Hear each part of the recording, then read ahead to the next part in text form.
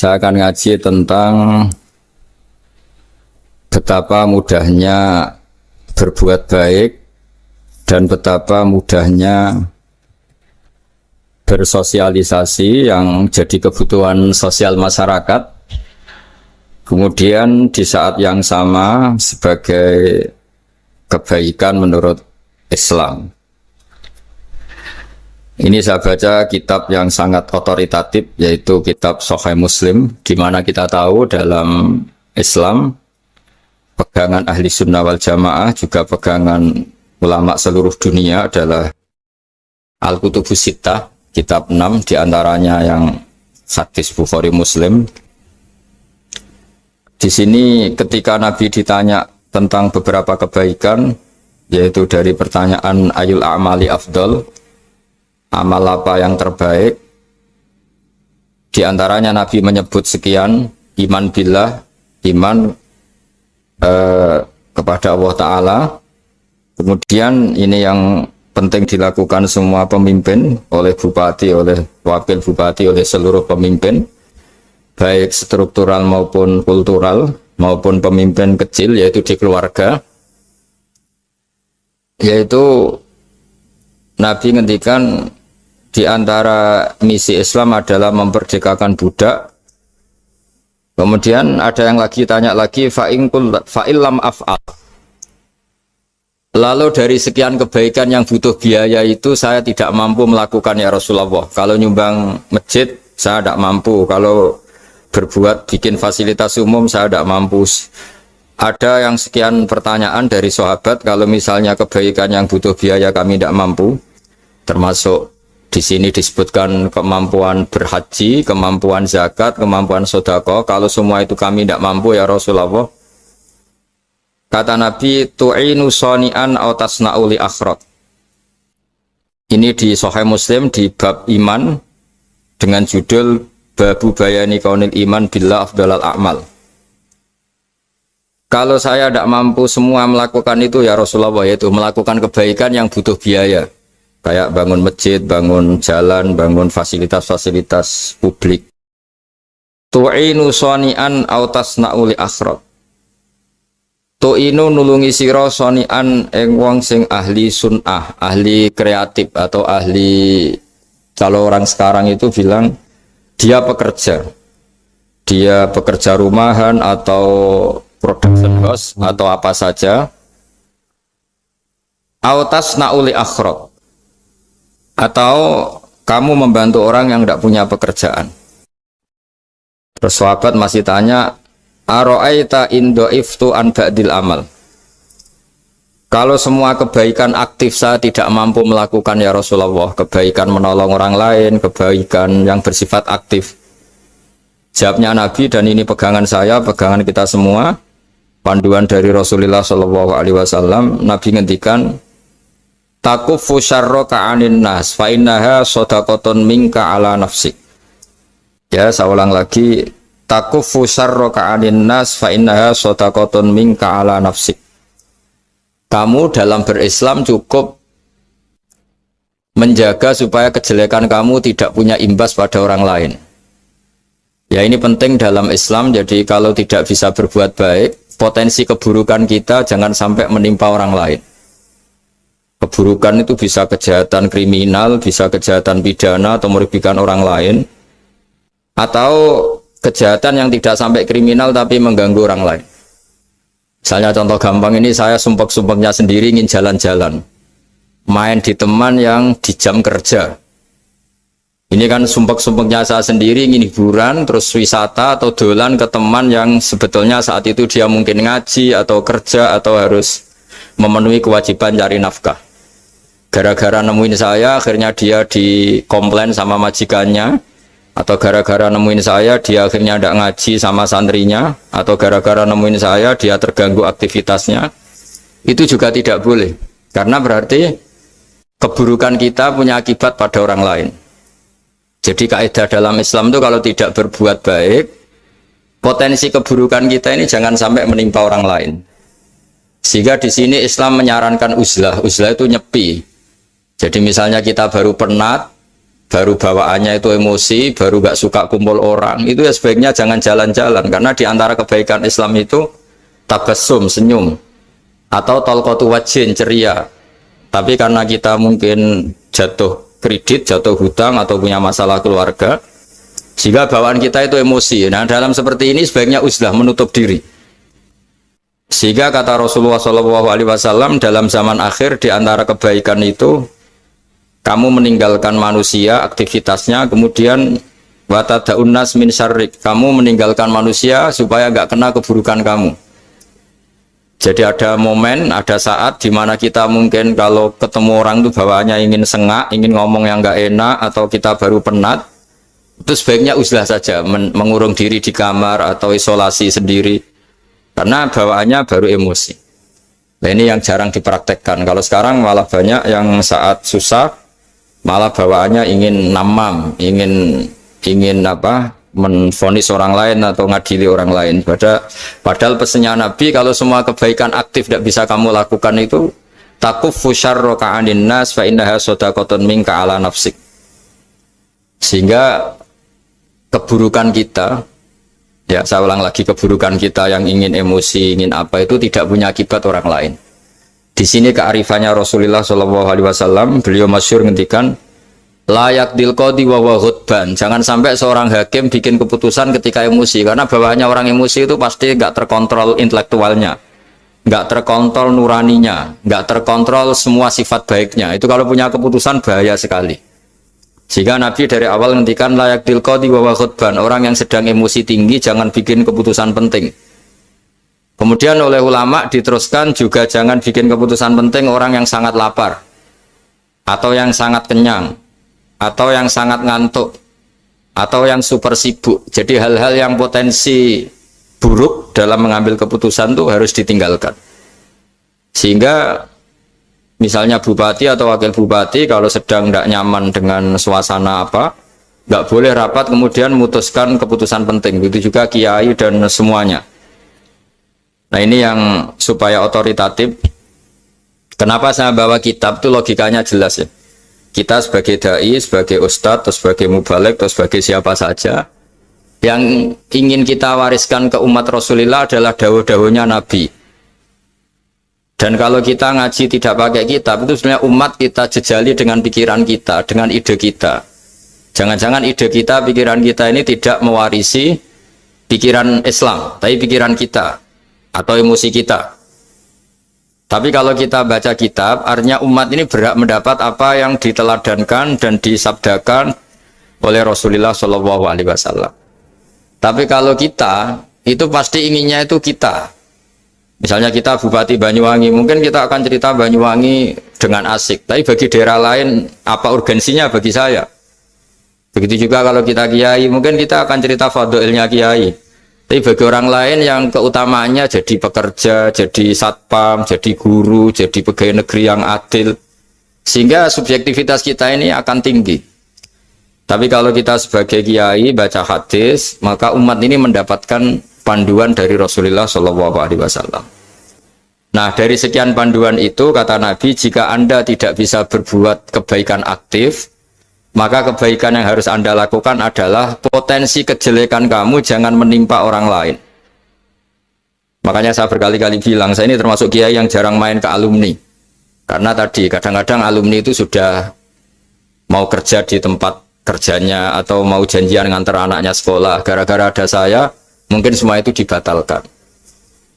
Sehingga silaturahim itu juga harus dimanage supaya tidak mengganggu haknya orang yang kita silaturahimi. Jangan sampai silaturahim jam 9, saatnya orang kerja, kemudian dia dapat peringatan dari pabriknya gara-gara sering didolani kiainya. Itu kan jadi ribet. Atau kiai karena sering didolani terus tidak ngaji, menutupi tamu terus, itu kan jadi ribet. Apapun itu, sehingga orang itu harus berpikir perilakunya itu tidak punya akibat la doror wala diror. Jangan mengganggu dirinya, juga jangan mengganggu orang lain. Ini oleh Nabi disebut takuffu syarraka 'anin nas fa innaha shadaqatun minka 'ala nafsik. Sifat buruk kamu itu harus dijaga supaya tidak menimpa orang lain, dan itu berarti menjadi sedekah kamu atau amal kamu pada diri kamu sendiri. Jadi ini penting dimaklumatkan ke semua kita bahwa saat kita tidak bisa berbuat baik aktif, misalnya nggak bisa sedekah, nggak bisa menolong orang, setidaknya keburukan kita tidak menimpa orang lain.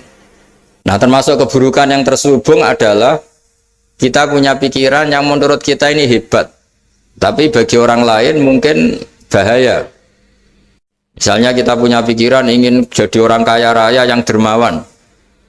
Itu artinya kan pikiran baik karena ingin jadi dermawan. Tapi artinya bayangkan orang lain tuh miskin semua butuh derma kamu. Mana mau orang lain kamu bayangkan miskin butuh derma kamu. Orang lain juga bayangkan dirinya kaya gak butuh derma kamu. Itu namanya kebaikan yang subjektif. Kamu ingin jadi kiai yang ngajarin orang banyak. Oke, itu baik. Tapi kan berarti kamu bayangkan orang lain gak bisa ngaji terus kamu saja yang bisa ngaji sehingga kamu yang ngajarin. Ya sudahlah, kebaikan itu udah usah muluk-muluk seperti itu. Jadi apa yang ditakdirkan kita jadi bupati ya jadi yang baik, menolong pekerja-pekerja yang baik.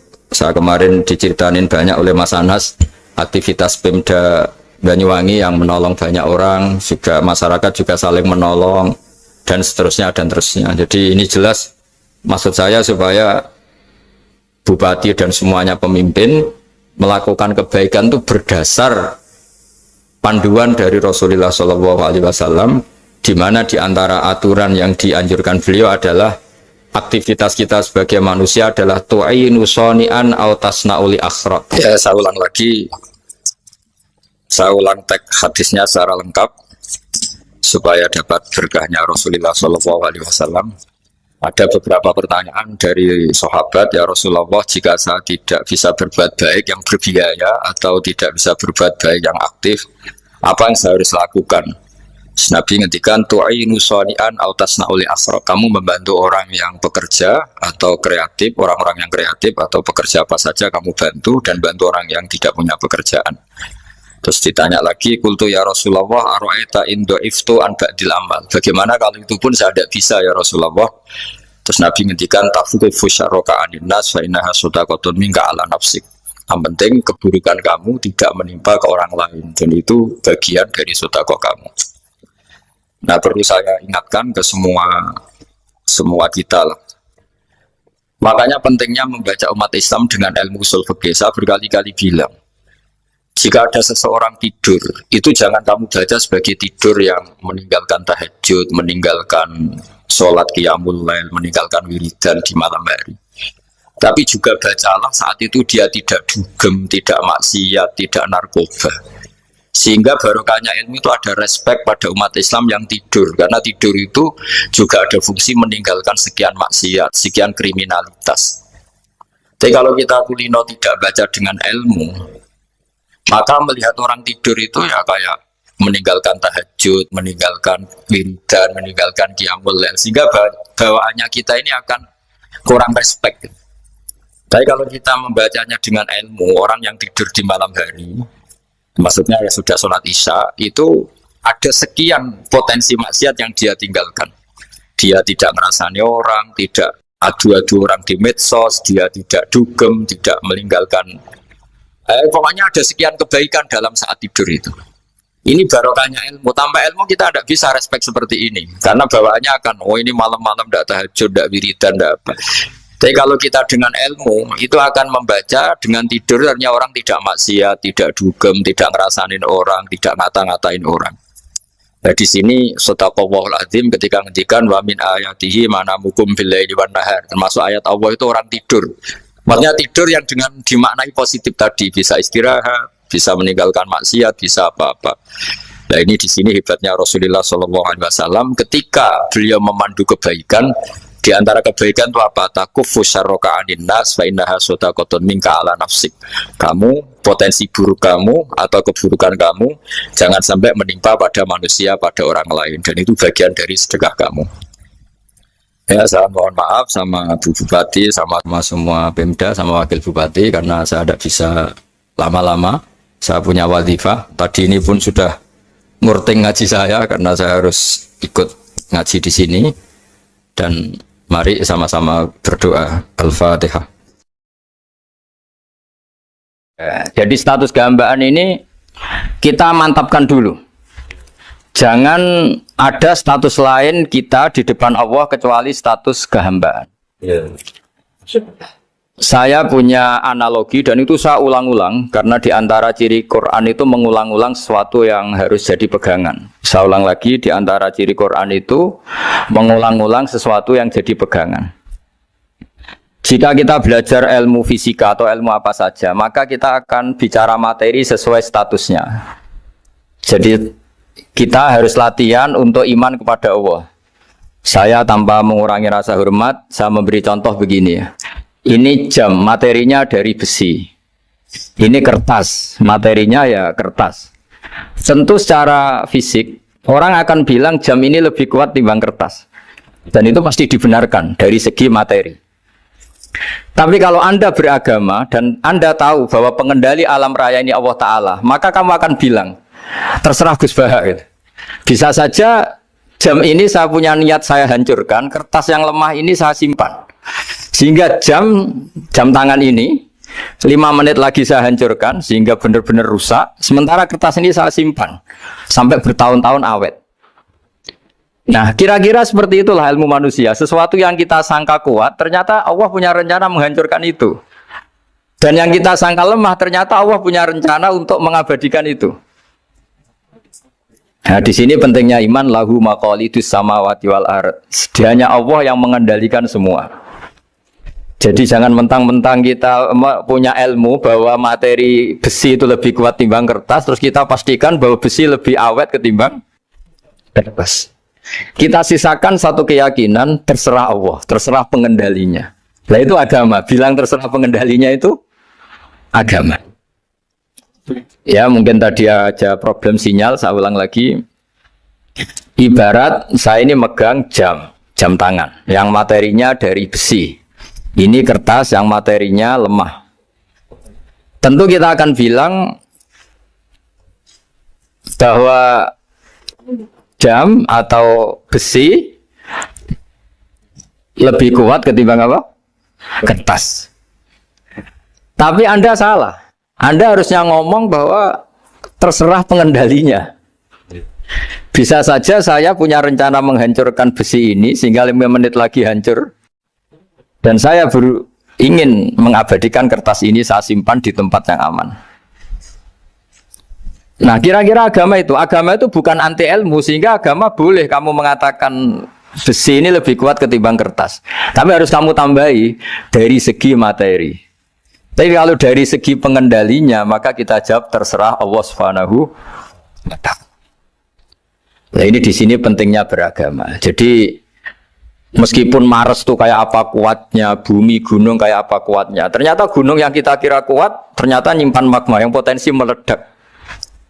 Yang gunung kecil yang kelihatan dari pasir kecil yang tidak berdaya ternyata nggak nyimpan magma, jadi nggak direncanakan untuk diledakkan. Itu, nah agama itu seperti itu yang disebut di surat Yasin misalnya Allah itu siapa? Biyadihi malakutu kulli, yang dalam kendalinya itu semuanya di alam raya ini. Sehingga di kehidupan nyata juga sama. Ada orang yang nekuni ilmu ekonomi, tapi miskinnya Masya Allah. Ada yang gobloknya Masya Allah tapi kaya. Ada kiai yang punya doa banyak, hidupnya biasa. Yang nggak punya doa kaya. Itu saya pernah baca di sebuah hadis qudsi. Ada riwayat begini. Nabi Musa ketemu Allah ditanya. Limadha kata Allah, kenapa saya memberi rezeki orang yang bodoh? Mak itu orang yang bodoh sekali. Kadang tak ciptakan dia jadi orang kaya. Dan yang pintar ekonomi kadang tak ciptakan jadi orang miskin. Si Nabi ini tanya, kenapa ya Allah? Supaya dia tahu yang mengendalikan rezeki itu saya, bukan ilmunya dia. Katanya. Jadi banyak orang, misalnya kita yang pintar, dipekerjakan orang yang nggak pinter, yang punya pabrik tidak pinter, mengerjakan orang yang pinter. Jadi ya kira-kira agama itu seperti itu. Sehingga dalam kita beragama itu yang paling ditekankan itu tawadhu. Tawadhu itu merasa sopan atau memang sopan betul. Kalau dalam Ihya disebut, sekiranya Anda tidak bisa tawadhu secara rasa, tawadhulah secara ilmu.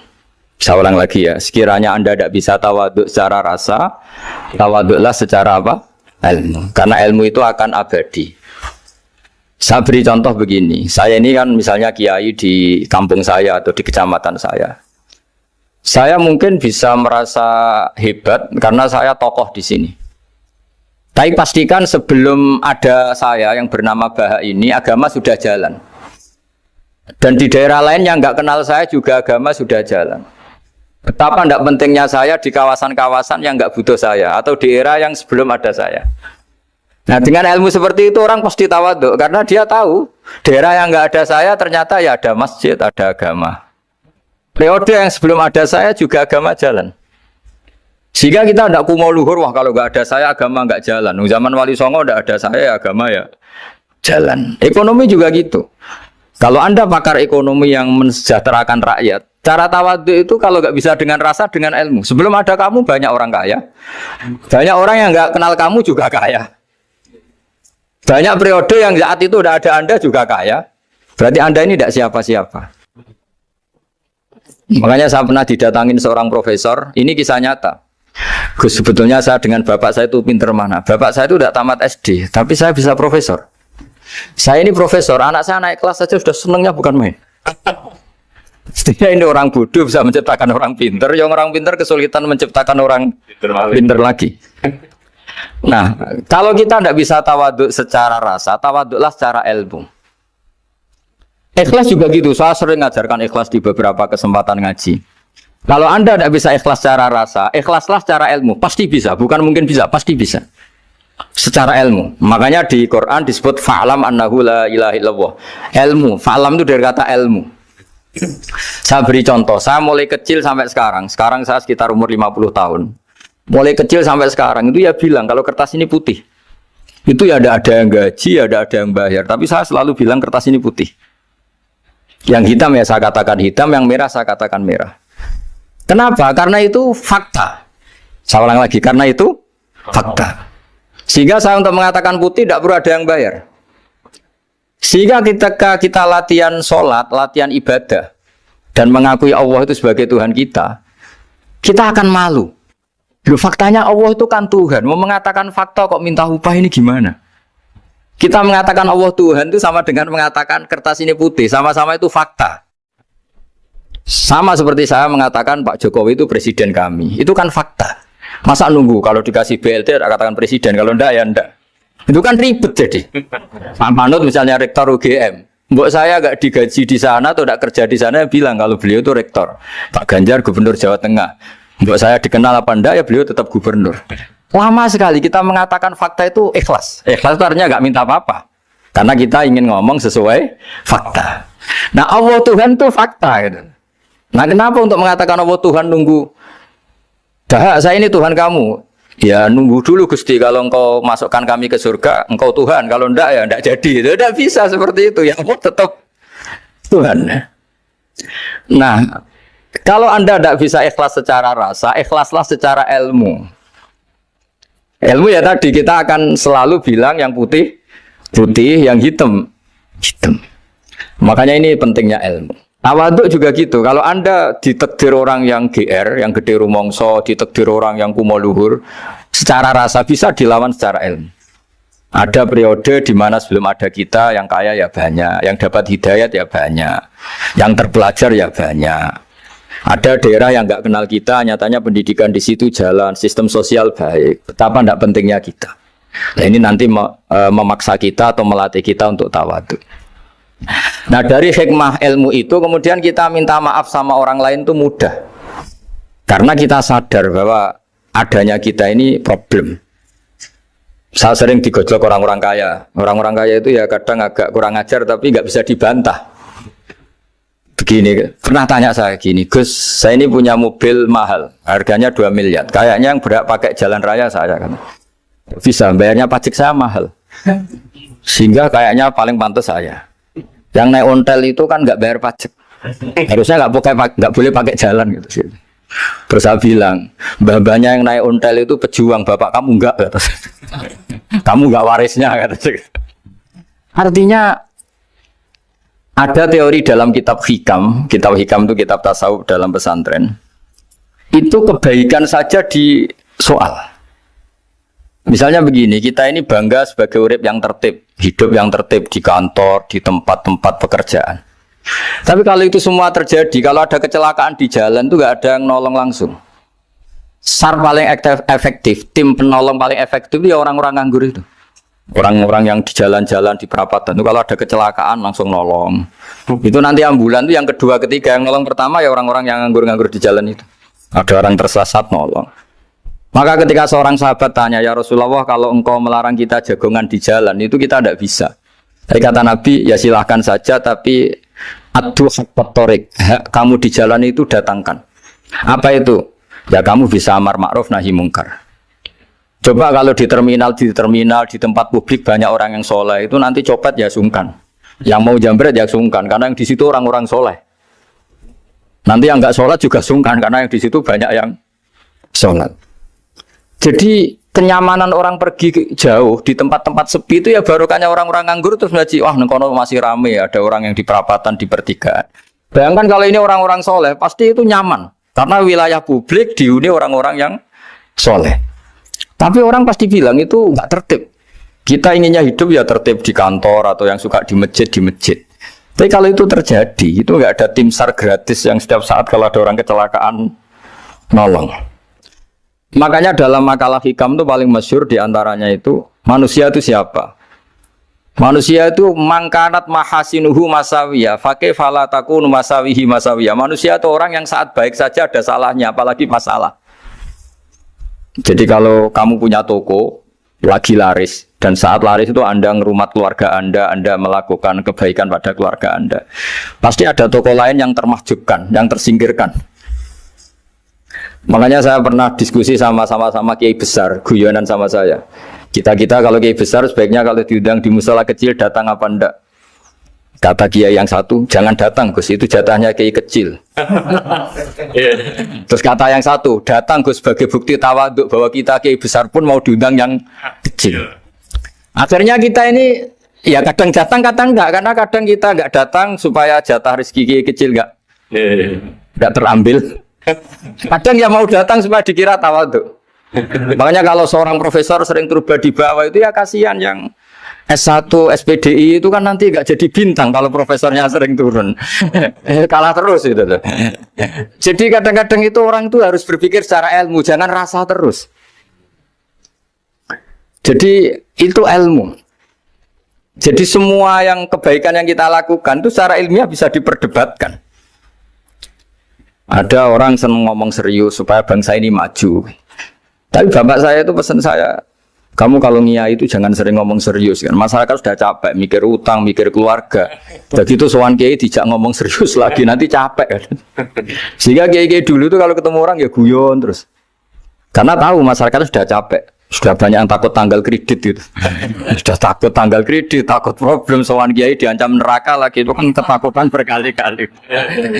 Jadi makanya ini kan kebaikan itu dievaluasi karena kita tidak nabi, tidak wali. Jadi kalau kata hikam itu apa yang Anda kira baik itu ada masalah, apalagi sedang masalah. Saya sering cerita ada orang suami istri harmonis sekali. Itu tanyakan ibunya, pasti mulai gak peduli dengan ibunya karena terlalu harmonis dengan istri. Itu pasti bukan mungkin lagi. Jadi jangan tanya istrinya, tanya ibunya. Oh, jok nikah lupa saya. Ngalor ngidul sama istrinya. Tanyakan temannya. Wah, itu jok nikah lupa temennya. Tapi yang baik sama teman, tanyakan istrinya. Jatah belanja untuk ngopi. Begitu terus itu. Jadi siklus sosial itu. Nah, di sini pentingnya saling minta maaf karena dalam kebaikan kita pasti ada kesalahan. Ketika karir kita baik di pemerintahan maupun di kampus, pasti dengan sendirinya ada yang agak tersingkirkan. Meskipun itu sudah hukum alam. Tapi apapun itu kita harus minta maaf. Makanya banyak, saya sering cerita berkali-kali, dulu itu ada dua nabi yang seangkatan. Itu luar biasa debat ilmiahnya, tapi debat baik. Mulai dulu ya ada polemik itu ya mulai dulu ya ada. Yang Nabi Yahya itu suka berkawan orang-orang soleh. Kalau ditanya kenapa kamu berkawan orang-orang soleh, ya enak lah, karena berkawan orang soleh. Yang Nabi Isa sering berkawan orang-orang yang nggak jelas. Ditanya, kenapa anda suka berkawan orang-orang yang nggak jelas? Innama ana tabibun udawil mardo. Nabi dan kiai itu ibarat dokter ya, tentu menyembuhkan yang sakit. Kalau anda seorang dokter pasti neliti daerah-daerah pandemi, masa neliti daerah sehat? Nah, jadi dulu bapak wasiat ke saya gitu, kue nak jadi kiai kok bengkel, jadi kiai itu kayak bengkel. Kalau nggak siap dadani orang nggak jelas ya jangan jadi kiai kan. Itu ya, tapi kan masalahnya kita sendiri solehnya pas-pasan, takut terkontaminasi. Jadi yang jelek bukan jadi baik, kita yang baik jadi jelek. Nah itu kan mulai dulu ya polemik sejauh mana kita punya kekuatan untuk tidak terpengaruh yang negatif. Yang negatif terpengaruh kita menjadi positif. Jadi ini cerita-cerita sawalan bahwa dalam kebaikan kita itu ada kesalahan. Maka kita tetap istighfar, tetap saling minta maaf. Dulu bapak saya kalau diceritain ada seorang kiai sampai sepuh jadi imam masjid, istiqomah sekali. Dulu bapak saya itu guyu. Ya istiqomah, tapi wong liya terus ra iso dadi kader. Jadi calon-calon kiai ini sudah putus asa karena nggak pernah punya kesempatan jadi imam. Jadi di balik istiqomah itu ya ada memahjubkan orang lain. Makanya alhamdulillah di Indonesia itu ada pegawai pensiun. Kalau enggak habis itu. Karena yang anyar-anyar itu mesti ini kurang pengalaman, ini kurang senior. Tapi barokahnya ada pensiun kan gantian. Tapi masalahnya di dunia kiai itu udah ada pensiun. Tambah sepuh tambah mantap, tambah sepuh tambah mantap. Nah itu sebaiknya ya mulai mundur-mundur sedikit dari imam masjid itu. Ya nyari-nyari yang lain lah supaya ada kaderisasi, ada. Jadi intinya itu di balik kebaikan yang kita lakukan pun itu ada masalah sehingga kita butuh istighfar. Di sini pentingnya dawuhnya para wali-wali, dulu ada istilah wastighfaruna yahtaju ilal istighfar. Ketika kita minta maaf, sebetulnya minta maaf sendiri itu butuh minta maaf lagi. Minta maaf lagi itu butuh minta maaf lagi. Misalnya saya dengan Mas Hilmi ini akrab, pernah pakai uangnya misalnya. Itu kadang kita bayar itu malah tersinggung, kok kayak orang lain saja bayar. Minta maaf juga gitu, kalau kamu punya teman akrab terus minta maaf resmi itu tersinggung, kayak wong liya ae jaluk sepuro. Jadi kadang jaluk sepuro itu malah masalah. Itu kan sama, kamu punya teman akrab terus kalau mau main assalamualaikum sakit masuk nopo boten, angsal boten, boleh enggak main, itu mesti teman kamu tersinggung, kok kayak orang lain saja. Artinya ketika Anda merasa benar karena protokoler ketika masuk ke teman, ternyata itu salah. Teman kamu maunya enggak protokoler karena sudah akrab. Tapi ketika kita merasa akrab, ternyata selonang-selonang dianggap problem, kita tidak pernah tahu. Nah di sini kata ulama-ulama, minta ampun itu kebutuhan manusia karena dalam kebaikan kita pasti ada kesalahan. Makanya disebut wastighfaruna yahtaju ilal istighfar. Kita selalu diajari Rabbana dzalamna anfusana, ya Allah, kita ini selalu mendolimi diri kita sendiri. Jadi saat kita baik pun ada unsur kesalahan. Yaitu tadi, kalau Anda jadi orang pasti ada yang termahjubkan. Kalau Anda kiai besar atau profesor atau pejabat turun ke bawah, ya kalau gubernur turun terus ya bupati gak jadi bintang. Kalau saya kiai besar misalnya turun terus ya kiai kampung itu ya kasihan. Yang saya pernah diundang Manakipan tidak datang itu kiai kecil bilang matur nuwun Gus gak teko. Aduh iwake gak untuk saya katanya. Barokahnya saya ada itu lucu ya, matur nuwun betul. Matur nuwun Gus jenengan gak dugi jadi. Akhirnya jatah besarnya untuk saya. Nah, tapi yang punya rumah komplain. Gus udah ngeratau teko PP aku wong cilik. Nah ini saya harus mendahulukan versi Soibul Bed yang punya rumah apa versi Kiai yang termahjubkan. Artinya pilihan apapun saya harus istighfar karena ada saja unsur salahnya. Ya makanya ini kan, makanya ya saya minta UGM juga saya sering undang saya terus, nanti dikira karena kampus besar Gus Bak mau juga keliru lagi. Kalau 1-2 kali mungkin boleh, kalau keseringan ya nggak boleh, nanti itu dikira saya maunya hanya sama kampus besar, padahal saya sama RT ya sering datang juga. Nah ini yang terakhir saya bacakan teks otoritatif sebagaimana janji saya. Kata Rasulullah SAW di sebuah hadis, ini terakhir nanti supaya nggak lama-lama saya juga punya wadhifah. Ada orang itu punya hutang itu ya hutang, memang hutang. Singkat cerita orang itu tidak bisa bayar sampai akhirat. Dan aturannya Allah, orang yang punya hutang tidak bisa bayar ini harus diaudit, harus diselesaikan di akhirat. Kalau tidak bisa diselesaikan di dunia, diselesaikan di akhirat. Walhasil akhirnya di akhirat itu ditagih dan tidak mampu bayar. Karena di akhirat sudah tidak ada kredit, tidak ada ATM, tidak ada apa saja. Terus kata Allah, solusinya kebaikan kamu dikasihkan yang ngutangi. Ternyata kebaikan dia tidak cukup juga. Bayarnya apa? Kejelekan yang ngutangin dikasihkan yang utang. Kayak apa celakanya? Kebetulan yang ngutangi salahnya buahnya, ini kan repot. Tapi Allah itu tidak suka kalau ada orang mukmin yang satu saudara kemudian masuk neraka karena saudaranya ini. Kata Allah, jika ini masuk neraka berarti disebabkan komplain atau ketidakikhlasan temannya yang mukmin.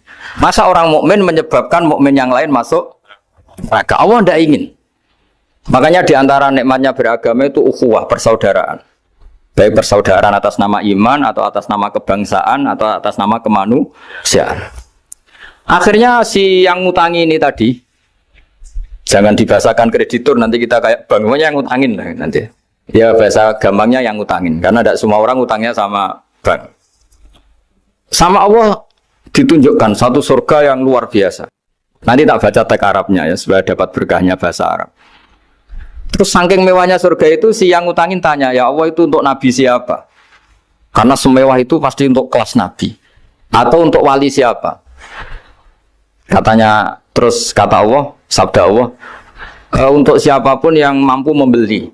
Lalu siapa yang bisa membeli surga semewah itu? Kamu bisa. Terus dengan apa ya Allah? Kamu mengampuni teman kamu itu. Kamu bebaskan dari utangnya. Nanti tak kasih surga itu. Terus akhirnya sama Allah, kata orang itu, ya Allah saya bebaskan. Ya sudah, kamu berdua masuk surga.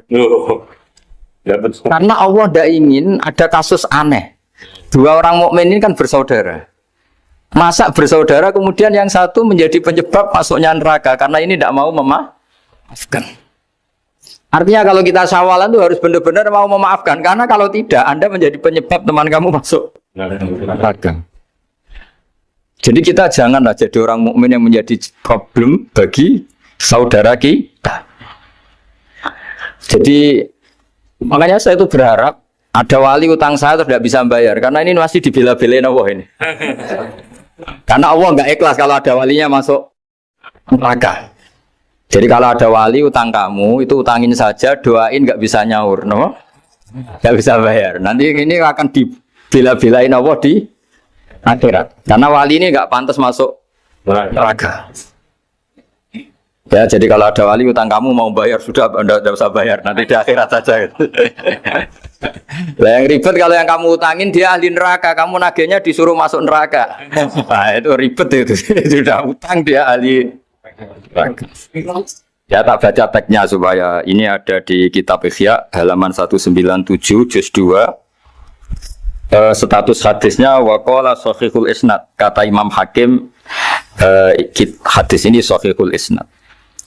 Saya baca Arabnya nanti insya Allah sebagian ya supaya kelihatan teks aslinya di bab hukukul muslim.